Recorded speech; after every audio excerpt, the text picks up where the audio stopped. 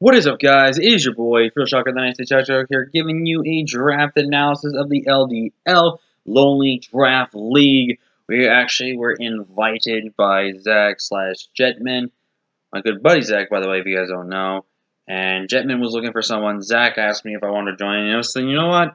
Screw it. Let's go ahead and join the league, and we did. So now we are part of Jetman's league, the Lonely Draft League, which is actually a coordination with working with Zach's league and the Weather Game server himself, partnering up and stuff like that, which is really great.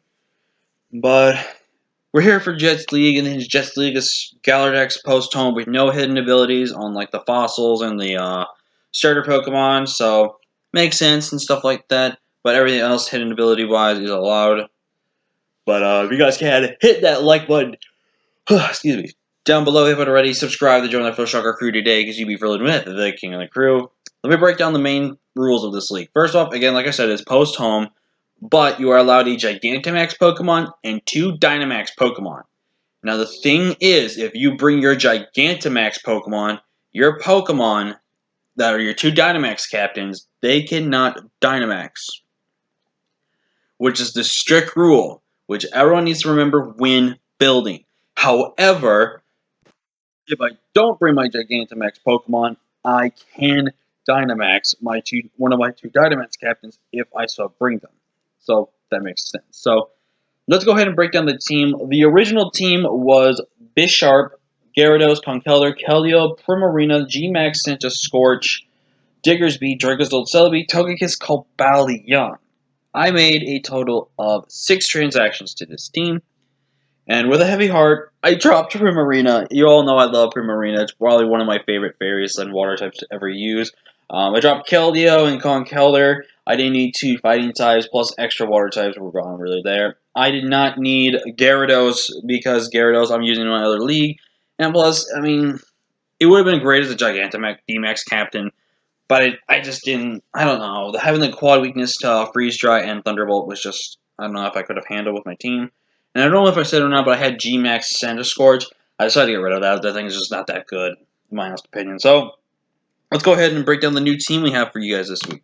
Our new Gmax Pokemon is actually going to be Gmax Dreadnought. Now, why did I grab Gmax Dreadnought?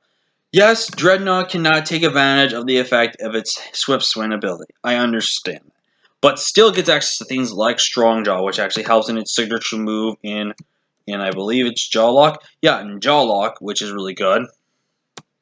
Which also helps preventing things from switching out. Gets access to things like Body Press is really good, Earthquake, Head Smash. Like Gigantamax, this thing can actually rock some house. Also gets access to Sand opportunities to boost its special defense in Sand with things running Head Smash and stuff like that if we really want to go that route. But this Pokemon, like I said, is very offensively good. Relatively decent defensively, not the best, but is relatively good. A good mid-average speed tier, which actually gives it a really good use of Rock Polish user as well. This Pokemon, just in general, is super good, and I'm really looking forward to trying out Dreadnought / Gmax Dreadnought. It's been one of the Pokemon I've really been wanting to try, too, for a long time. Up next, we got Roger. I'm not going to go into details because we've actually had Roger in the APM season. The main reason I decided to keep Roger on the team is, again, huge power is really good. Agility sets are really good. Plus, I definitely think this Pokemon is just so good. It's really awesome. I really do like it, and I had a lot of work with it, and I had a lot of fun. I want to try it again. Another one I'm not going to get into too much detail because we've used it in another season in the GADL is Roadrunner or Dracozolt here. We're actually going to run him shiny this week because he earned it after his work in GADL. I decided to keep it on the team because, for one, I really wanted to try it again. It was definitely a Pokemon I wanted to try again. I would have loved to have Jolteon on this team, don't get me wrong. But I definitely think Dracozolt fits this team a little bit better than Dracon. Because I don't think there was any good Dragons left. I mean, there were at least maybe 1 or 2 decent ones left. But I think Dracozolt does better than them. Because of the fact that Volt Absorb is really good. And Hustle is just fantastic. I can't take advantage of Sand Rush, but Hustle is good as well. This is one of my 2 Dynamax captains because of the fact that it does get access to a move in Aerial Ace, which means I can actually run Max Airstream to get a Spadef boost. A speed boost to this thing. And I can run a Bandit set in that sense for the situation. I love this Pokemon. It's a really good Pokemon. I'm really looking forward to trying it. Again, we're bringing Verde or Celebi this week, and if I can't use Shiny Celebi, then you're going to have the green one, but I do put Shiny because I like the Shiny. Celebi has been a one I've been so much interested to try out. It's a very versatile Pokemon, access to Heal Bell, Calm Mind. I cannot Baton Pass Calm Mind, but you get what I mean with it. And Heal Bell, Giga Drain, or Spear, now I believe he got access to. I think there were some other moves he got access to this generation as well before the DLC, and even before the DLC was gets access to Reliable Cover and Recovery, gets access to U-Turn, Trick Room, which you're going to see is actually not that bad when you look at my team in the long terms. But this Pokemon, again, is just so, like, so versatile and everything like that. Again, I can run offensive, but it's not really an offensive Pokemon. I can run it for strictly offensive, defensive, speedy, slow, anything you want, I can run with this Pokemon, which I really like. Up next, we have Lo Siento, the Togekiss.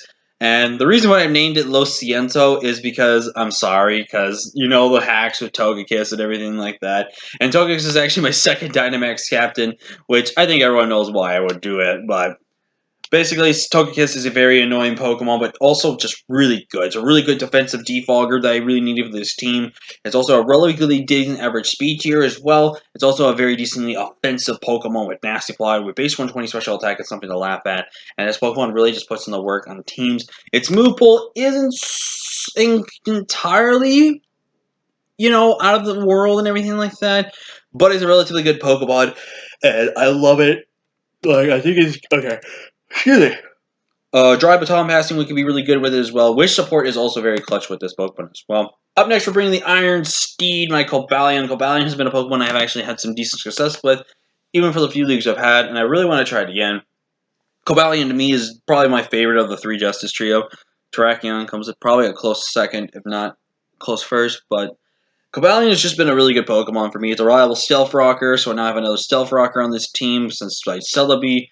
I don't think Diggersby gets Stealth Rocks, does it? Okay, just want to double check. I'm not going to be... I was going to throw some shade at someone, but he knows who he is.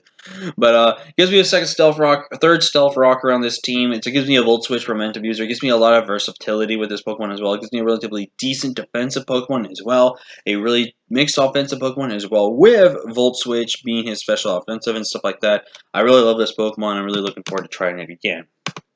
Up next, we have Drapion, which has been a Pokemon I haven't used a ton of, but is a Pokemon I love. Skazar Drapion here. It gives me another Toxic Spikes user. It gives me a Taunt user. It gives me a Grounded Poison type. It gives me a Dark type. It gives me a lot of things. My main weakness is Ground type. If you look at my team, I have a lot of Ground type switchings and the Ground type checks. So I felt like Drapion fit this team so perfectly well that I cannot wait to try out Drapion. Again, one Pokemon I haven't used the most out of, but it's definitely a Pokemon I love to use. And there's obviously like 4 attacks a set, like an agility set, Swords Dance set, Crunch, Bug Buzz, Aqua Tail, Firefang knockoff, Stab knockoff, which is really good this generation as well. I definitely think it's going to be one of these Pokemon that I'm going to love to use this season.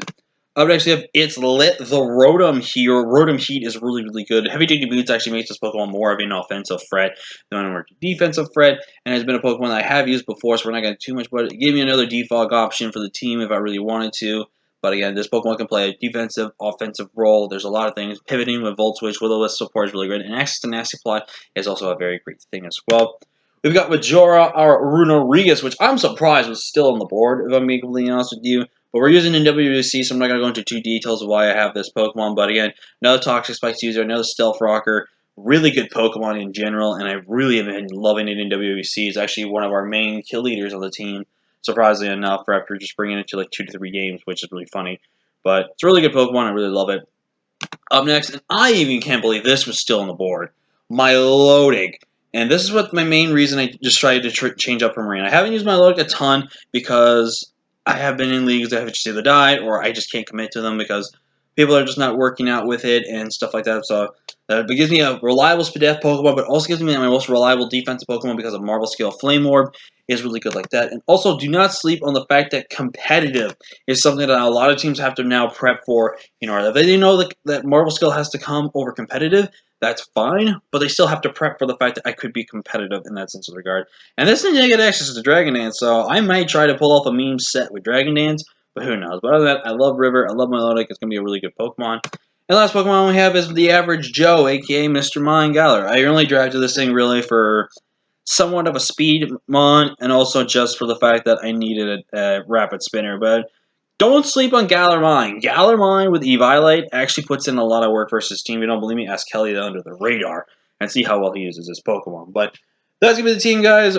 Be in tune for next week, because next week we will face off a really cool opponent. But until next time, guys, I'm Phil Shotgun 96 Hedgehog. I'll see you guys later.